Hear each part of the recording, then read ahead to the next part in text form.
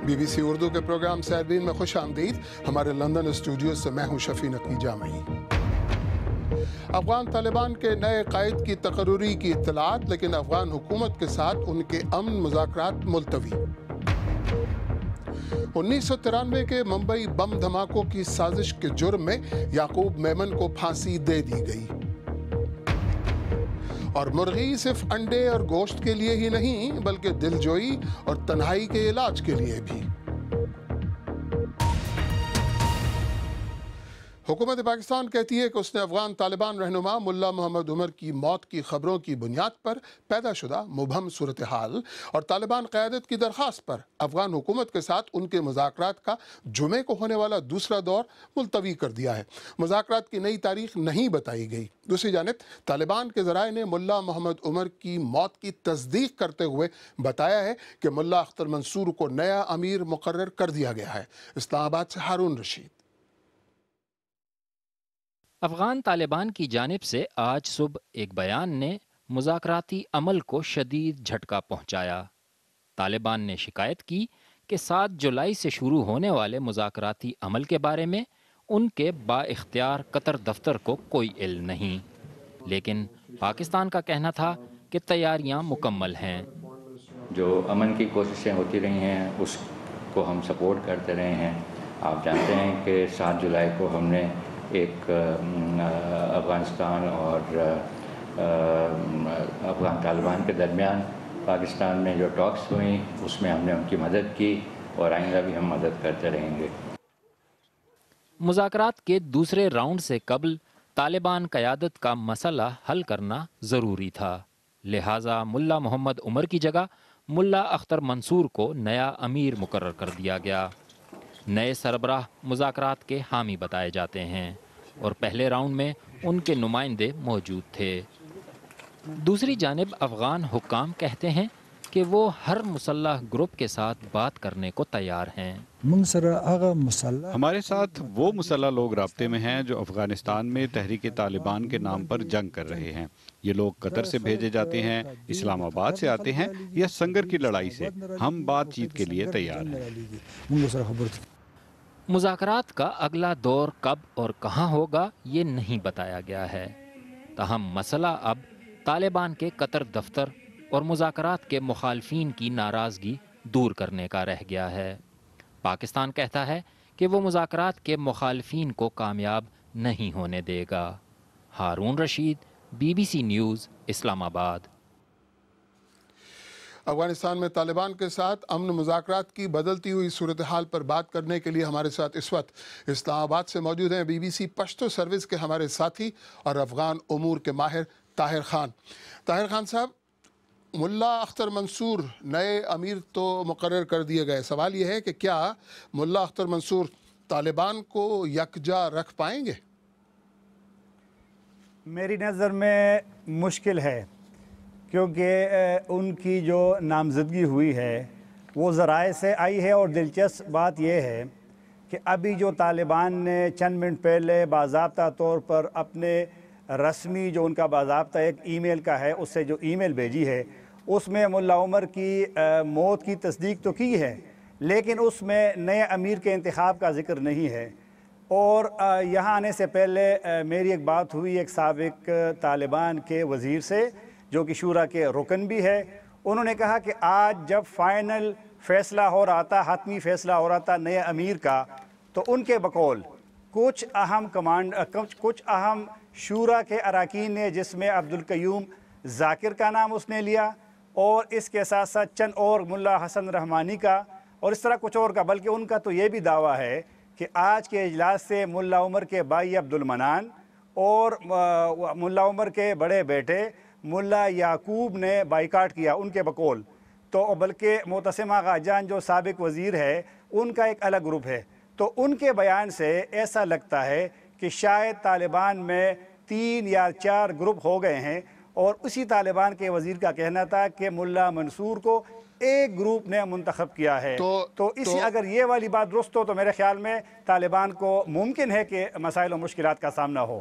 تو طاہر خان، گزشتہ روز ملا محمد عمر کی موت کی اطلاعات کے بعد قطر میں طالبان کے رابطہ دفتر نے تو اس پورے مذاکراتی عمل سے لا تعلقی کا اعلان کر دیا تھا. کیا وہ رابطہ دفتر ملا اختر منصور کی قیادت تسلیم کر لے گا؟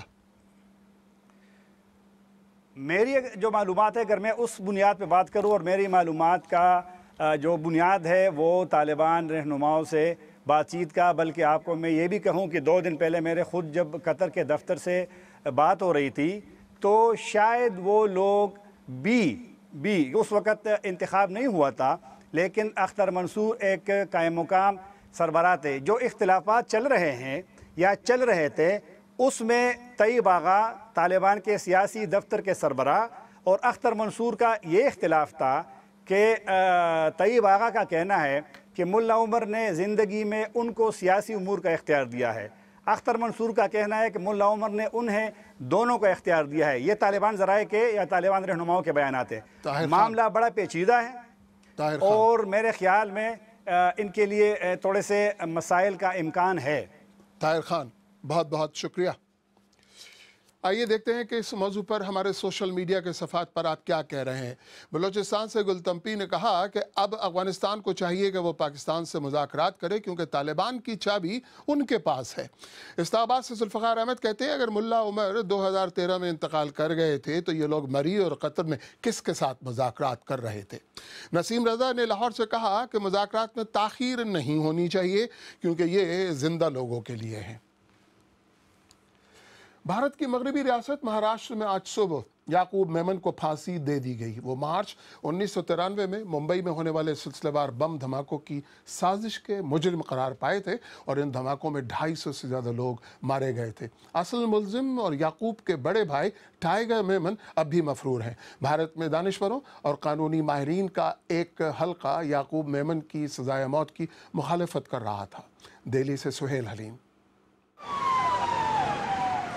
یعقوب میمن اپنی 54ویں سالگرہ پر آخرکار زندگی کی جنگ ہار گئے. ایک لمبی اور غیر معمولی قانونی لڑائی کے بعد انہیں صبح 7 بجے ان بند دروازوں کے پیچھے پھانسی کے تختے پر لٹکا دیا گیا. ناگپور جیل کے ارد گرد اور ممبئی سمیت مہاراشٹر کے کئی شہروں میں کل سے ہی سیکیورٹی سخت کر دی گئی تھی. انہیں بچانے کی کوشش پھانسی سے چند گھنٹے پہلے تک جاری رہی جب سپریم کورٹ کے سینئر وکلا کی ایک ٹیم نے چیف جسٹس آف انڈیا کا دروازہ کھٹکھٹایا. ان کا مطالبہ تھا کہ پھانسی 14 دن کے لیے روک دی جائے. میں بہت افسردہ ہوں کیونکہ میرے خیال میں سپریم کورٹ نے بڑی غلطی کی ہے. رحم کی درخواست پر صدر کے فیصلے کے خلاف انہیں اپیل کا موقع ملنا چاہیے تھا. اس سے پہلے کل دن میں سپریم کورٹ نے پھانسی کے خلاف یعقوب میمن کی کیوریٹو یا نظر ثانی پٹیشن بھی مسترد کر دی تھی. ان کی سزائے موت پر ملک میں رائے تقسیم تھی. بم حملوں کی سازش میں کچھ دوسرے لوگ بھی شامل تھے اور انہیں بھی سزائے موت سنائی گئی تھی، لیکن ان کی سزاؤں کو عمر قید میں بدل دیا گیا. ان میں بم رکھنے والے لوگ بھی شامل تھے. سوال یہ ہے کہ یہ فرق کیوں کیا گیا؟ یعقوب میمن کو پھانسی تو ہو گئی، لیکن اس بات پر بحث جاری رہے گی کہ وہ اپنے اہل خانہ کے ساتھ ہندوستان لوٹ کر کیوں آئے تھے اور کیا حکومت وقت نے ان سے کوئی وعدہ کیا تھا جو بعد میں پورا نہیں کیا گیا. سہیل حلیم، BBC نیوز، دلی. اور اب بعض دیگر اہم خبروں پر نظر. روس نے ملیشین ایئر لائنز کی پرواز MH17 کی تباہی میں ملوث مشتبہ افراد پر مقدمہ چلانے کے لیے عالمی ٹرائیبیونل بنانے کی قرارداد کو ویٹو کر دیا ہے. ملیشیا، ہالینڈ، آسٹریلیا، بیلجیم اور یوکرین نے اقوام متحدہ کی سلامتی کونسل میں اس ٹرائیبیونل کی تشکیل سے متعلق قرارداد پیش کی تھی. مصر کی ایک عدالت میں اخوان المسلمین کی معاونت کے الزام میں الجزیرہ ٹی وی سے وابستہ 3 صحافیوں کے خلاف مقدمے کی دوبارہ سماعت کے بعد فیصلہ تاخیر کا شکار ہو گیا ہے. الجزیرہ ٹی وی نے فیصلے کی تاخیر پر شدید غصے کا اظہار کیا ہے. میانمار نے تقریباً 7,000 قیدیوں کو عام معافی دے کر رہا کر دیا ہے. ان قیدیوں میں 210 غیر ملکی قیدی بھی شامل تھے. حکومت کہتی ہے فیصلہ انسانی حقوق کی بنیاد پر کیا گیا. واضح رہے کہ ملک میں اس سال نومبر میں الیکشن بھی ہونے والے ہیں. जनूबी कोरिया से ताल्लुक रखने वाले ताजिर चुंग मोंग जोन ने फीफा के सदारती इंतखाबात में हिस्सा लेने का ऐलान किया है। चुंग इससे कबल फीफा के नायब सदर भी रह चुके हैं और वो कार बनाने वाली कंपनी होंडाई में हिस्सेदार हैं। हमारी वेबसाइट bbcurdu.com पर आज आपने भारतीय रियासत बिहार के एक शख्स के पहाड़ खोदकर अपने गांव के लिए सड़क बनाने की खबर में बहुत दिलचस्पी ली। साथ साथ पाकिस्तान के जौहरी साइंसदान डॉक्टर अब्दुल कादिर खान का साबिक़ भारतीय सदर डॉक्टर अब्दुल कलाम के बारे में बयान भी आपने बहुत पढ़ा है। BBC उर्दू के प्रोग्राम सैरबीन में आगे चलकर देखिए कि भारत का वो गांव जहां इंटरनेट ने देहातियों की तकदीर बदल डाली, और ये भी कि अब मुर्गियां बरतानवी बुजुर्गों की दिलजोई का काम कैसे संभाल रही हैं। BBC उर्दू के प्रोग्राम सैरबीन में एक बार फिर खुशामदीद। भारत में नरेंद्र मोदी की हुकूमत का हदफ है कि वो आइंदा साल के अवाखिर तक 2.5 लाख गाँव के लिए इंटरनेट तक रसाई मुमकिन बनाएगी। इस सरकारी मंसूबे पर $18 बिलियन खर्च होंगे, लेकिन भारत के बहुत से गाँवों में पहले से ही टेक्नोलॉजी का इस्तेमाल दिन ब दिन बढ़ रहा है और नतीजतन रोज़मर्रा ज़िंदगी भी बदल रही है। मुंबई से 250 किलोमीटर दूर मालेगांव में लोगों को गुज़िश्ता साल इंटरनेट तक रसाई मिली। BBC की नामानिगार योगेता लेमाई इसी गांव में गई और हालात का जायजा लिया।